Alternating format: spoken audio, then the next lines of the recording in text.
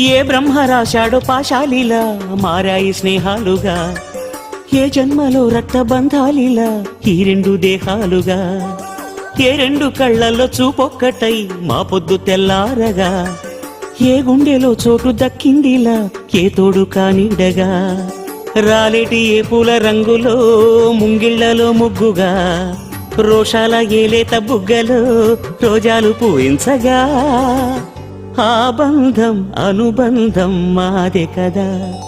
చిన్ని చిన్ని ఈ పువ్వులు చూసి జాబిలి నవ్వింది, సిరి వెన్నెల జల్లింది.